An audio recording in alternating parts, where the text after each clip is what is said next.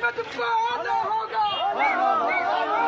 होश में तुमको आना होगा, नहीं तो तुमको जाना होगा। जेपीसी का गठन करो, जेपीसी का गठन करो।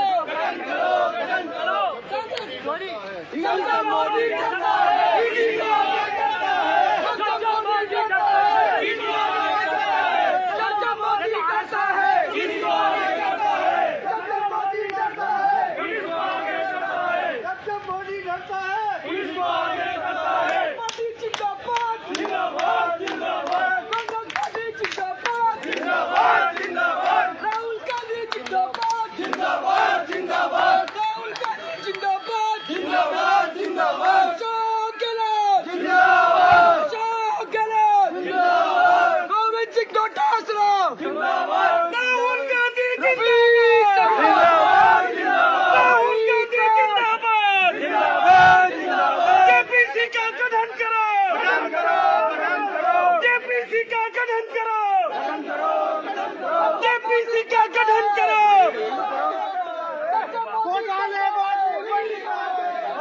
ईडीसीडी बंद करो, ईडीसीडी बंद करो, ईडीसीडी बंद करो,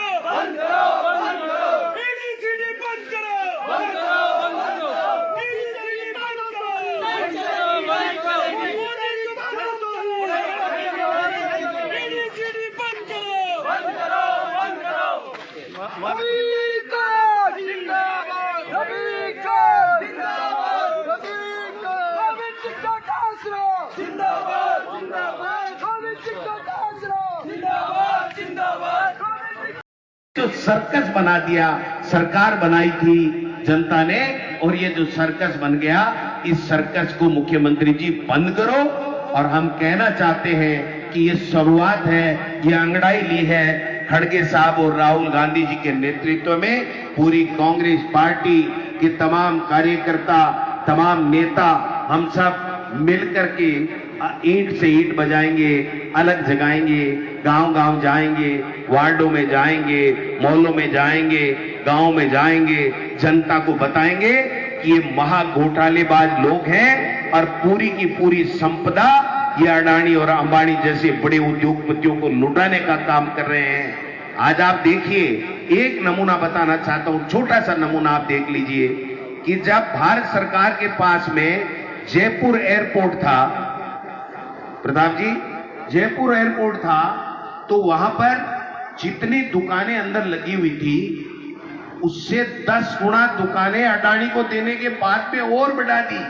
आदमी को अगर कहीं फ्रेश होना हो, टॉयलेट की तरफ जाना चाहता हो, तो भी टेढ़ा होके निकलना पड़ता है, इतनी दुकानें इस एयरपोर्ट के ऊपर लगा दी। अरे भाई शर्म करो, सब कुछ बेच दिया। कम से कम 150 के लगभग 100 पीस अडानी के आने के बाद में इस एयरपोर्ट के अंदर नई लग गई। लूटने का काम चल रहा है। ये किसके इशारे पे हो रहा है? कौन इसको कंट्रोल करेगा? जब शेयरों के अंदर आम आदमी ये देखता है कि इस का शेयर बढ़ रहा है, मुझे थोड़ा इन्वेस्ट करना चाहिए, और उसके 12 महीने, 6 महीने, 8 महीने बाद में पता चलता है कि वो कंपनी फेल हो गई, क्योंकि वो सेल कंपनी थी, उसका एक बार बढ़ाया गया, उसके जो वैल्यू है उसका इस्तेमाल करके बड़े बड़े एयरपोर्ट लिए गए, बड़े बड़े इंफ्रास्ट्रक्चर जो देश में खड़े किए गए नवरत्न कंपनियों के द्वारा, उनको लिया गया, और उसके बाद में उस सेल कंपनी को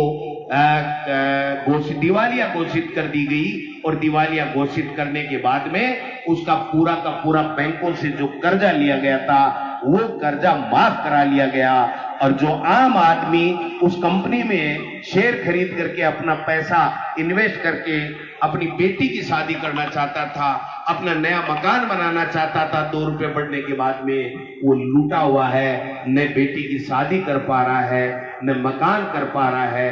आज जो स्थितियां बनी हुई हैं देश और प्रदेश में, घोटाले से घोटाले कर रहे हैं। अभी कह रहे थे कुछ दिन पहले तक देश के बीजेपी के नेता, एक घोटाला नहीं पकड़ा गया, एक घोटाला नहीं पकड़ा गया।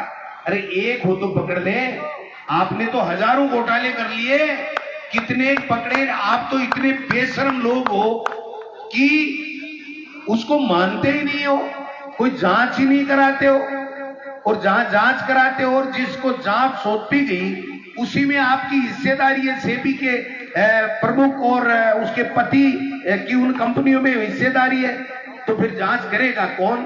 तो ये सब चीजें हमको देखनी पड़ेंगी। और राजस्थान के अंदर खेला शुरू हो गया मेरे भाइयों, समझने की आवश्यकता है।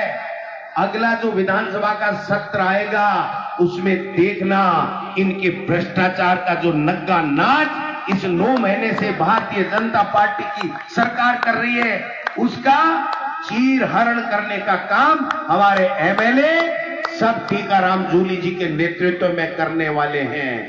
यहां पर पूरे गुजरात के लोग, चाहे वो कोई ठेका हो, चाहे वो माइनिंग हो, चाहे कोई और कोई हो, सारे के सारे गुजरात के लोगों की कंपनियां जो भारत सरकार में बैठे हुए, केंद्र की सत्ता में बैठे हुए बड़े लोगों के नजदीक हैं, उनको देने का काम हम सबके लीडर और राजस्थान प्रदेश कांग्रेस कमेटी के अध्यक्ष श्री गोविंद डोटासरा जी, हरीश चौधरी जी, प्रताप सिंह जी खत्रियावास जी, शांति धारीवाल जी और तमाम उपस्थित विधायकगण, कांग्रेस पार्टी के कार्यकर्तागण, सांसदगण, सांसद प्रत्याशीगण और सभी साथीगण, सभी दूर दूर से आए कांग्रेस के पार्षदगण, कांग्रेस के डीसीसी पीसीसी के पदाधिकारीगण। जब उसूलों पे आंच आए, तो टकराना जरूरी है और जिंदा हो तो जिंदा नजर आना जरूरी है। और आपकी ये जिंदा दिली का सबूत है कि आज हम सब इकट्ठे होकर के ईडी कार्यालय के बाहर धरना दे रहे हैं और अपनी मौजूदगी का एहसास करा रहे हैं। हिंडनबर्ग का मसला, और जैसे ही हिंडनबर्ग की रिपोर्ट आई और लोकसभा स्थगित कर दी गई, 2 दिन पहले स्थगित कर दी गई, उनको मालूम था कि अपोजिशन मजबूत है, राहुल गांधी जी मांग करेंगे और इस पर चर्चा की मांग करेंगे, तो इस सब बात से डर के लोकसभा स्थगित कर दी। मैं आप सबसे ये बात कहना चाहता हूं, राहुल गांधी जी ने इश्यू उठाया कि लेटरल एंट्री नहीं होगी, और मुझे खुशी है आप सबको बताते हुए कि लेटरल एंट्री ये लेके आए, लेकिन मुंह की खानी पड़ी और लेटरल एंट्री का प्रस्ताव इनको वापस लेना पड़ा। वक्फ बोर्ड का बिल लेके आए और जब वक्फ बोर्ड पे चर्चा हुई तो वक्फ बोर्ड के बिल को भी इनको वापस लेना पड़ा, जेपीसी को रेफर करना पड़ा। और आज हम सब ये मांग कर रहे हैं, हम सब इस घोटाले की मांग कर रहे हैं, हम ये जांच करने की मांग कर रहे हैं कि इस घोटाले में शामिल हर आदमी की जांच कराई जाए। इनको डर किस बात का है? जांच कराने में डर किस बात का है? ब्लैक एंड व्हाइट हो जाएगा, क्लियरेंस हो जाएगी, पर्दाफाश हो जाएगा, लेकिन इनको मालूम है कि जब जांच होगी तो इसके अंदर जिन आदमियों का नाम आएगा वो इन्हीं के चहेते आदमी है। और पिछले कुछ दिनों में आपने देखा डोटासरा जी ने जिस तरीके से राजस्थान के अंदर लोकसभा के चुनाव में अगवानी की, मैं एक शेर डोटासरा जी की भी नजर करना चाहता हूं कि जिनकी कल पे निगाहें होती है, जिनकी कल पे निगाहें होती है वो मुट्ठी में आग रखते हैं। मैं आप सबको बताना चाहता हूं, जो फकीरी मिजाज रखते हैं अपनी ठोकर पे ताज रखते हैं, और जिनकी कल पे निगाहें होती है वो मुट्ठी में आज रखते हैं।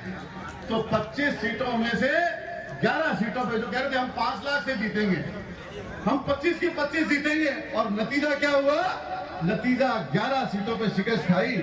आने वाले समय में 6 सीटों पे चुनाव है। और मैं कल किसी बीजेपी के नेता के पास बैठा था और बीजेपी के नेता ये मान रहे हैं डोटासरा जी कि थे 6 की 6 सीटा जीत रहे और राजस्थान में मान अपने कार्यकर्ता तो मान ही रहे हैं, लेकिन बीजेपी भी ये मान रही है कि हम 6 की 6 सीटों पे शिकस्त देने वाले हैं। तो थे 11 मोरिया तो बुला दिया, 6 मोरिया और बुलाना है थाना में। तो मैं आप सबको ये कहना चाहता हूं कि आज हम सब ईडी कार्यालय के बाहर बैठे हैं, ये कोई बेमकसद या बेवजह नहीं है। जिस तरह से ईडी के नाम पे, इनकम टैक्स के नाम पे, सीबीआई के नाम पे शोषण हो रहा है, एक्सटॉर्शन हो रहा है, आम आदमी को दबाया जा रहा है, तो मैं ये कह सकता हूं कि वो दिन दूर नहीं है। पहले भी ऐसा होता है, आंदोलन होते आए हैं जब ईडी, इनकम टैक्स और सीबीआई के कार्यालय छोटे पड़ जाएंगे और कांग्रेस के कार्यकर्ता हर कार्यालय के बाहर नजर आएंगे। आज पूरे देश के अंदर इस बात की चर्चा है। एक बात तो तय होगी, आजकल जब मोदी जी दिखते हैं स्क्रीन के ऊपर तो रौनक फीकी पड़ गई है, चेहरे पे मुस्कुराहट नहीं है। और चेहरे पे मुस्कुराहट और रौनक कहीं है तो वो राहुल गांधी जी के चेहरे पे है। आज भी यूपी के अंदर संविधान के ऊपर एक मीटिंग है जिसको राहुल गांधी जी एड्रेस कर रहे हैं और पूरे यूपी में एक जलजले की तरह है। लिमिटेड लोगों के साथ मीटिंग है और अपार जनसमूह के साथ राहुल गांधी जी वहां पहुंच रहे हैं। तो मैं आप सबका इस यहां ईडी कार्यालय के बाहर एक पूरे जोश के साथ धरने में शामिल हुए, मैं आप सबका दिल की गहराइयों से शुक्रिया अदा करता हूं और धन्यवाद देता हूं। और अपनी बात एक शेर के साथ खत्म करता हूं कि कैसे कैसे मंजर सामने आने लगे हैं और गाते गाते लोग चिल्लाने लगे हैं, अब तो बदल दो इस तालाब का पानी, ये कमल के फूल मुरझाने लगे हैं। बहुत शुक्रिया, बहुत धन्यवाद।